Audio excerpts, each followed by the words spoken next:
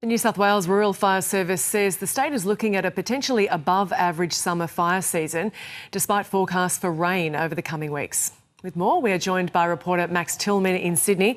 And Max, what are fire crews expecting over the coming days?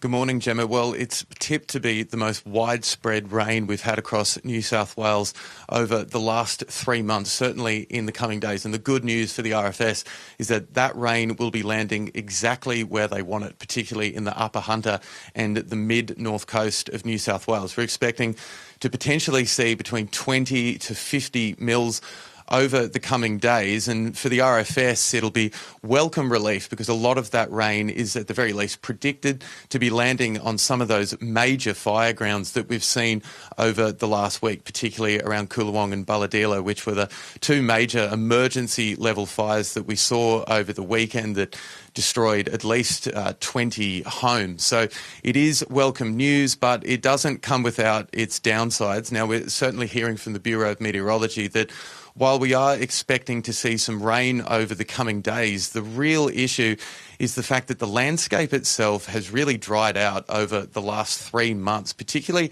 in inland parts of New South Wales. And the real concern there is we're losing a lot of soil moisture, and that effectively leads to a larger fuel load for fires. Now, the mid-north coast and the Hunter and effectively all of eastern New South Wales today is looking at a moderate fire danger. That high fire danger has essentially skipped over the Great Dividing Range. So we're now certainly seeing it in inland parts of New South Wales, but that certainly doesn't mean that those communities on the coast are out of the woods yet, although we do know that the RFS are taking advantage of those easing conditions, particularly today, and trying to shore up those containment lines, particularly around some of those larger fires on the coast. And Trent Curtin, the RFS Commissioner, a little bit earlier said, despite what those conditions may look like today and into the coming days, we are particularly looking at what could be a very serious fire season ahead. Let's take a quick listen to what he had to tell us.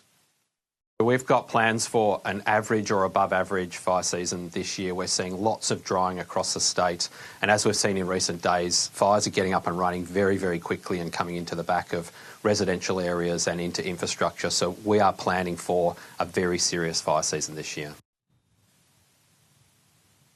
There we go. There's Trent Curtin making it very clear that despite the conditions that we are seeing today, the RFS are certainly going to have their work cut out for them over the summer. Now, the state of New South Wales has only recently tipped into more than half of it effectively being in drought, 51% to be exact, and that obviously gives you an idea of what the landscape is looking like. In fact, speaking to some of the RFS volunteers here at their command centre in Homebush in Sydney, one thing that they're particularly worried about is that lack of soil moisture, particularly in the central west of New South Wales, around the towns like Dubbo and Parkes and Forbes.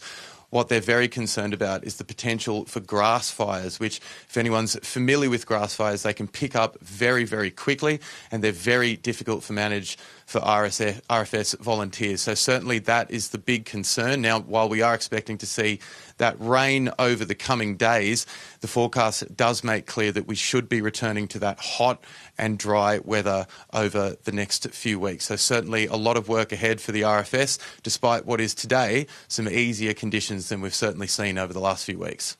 Max Tillman at the RFS Command Centre in Sydney. Thank you.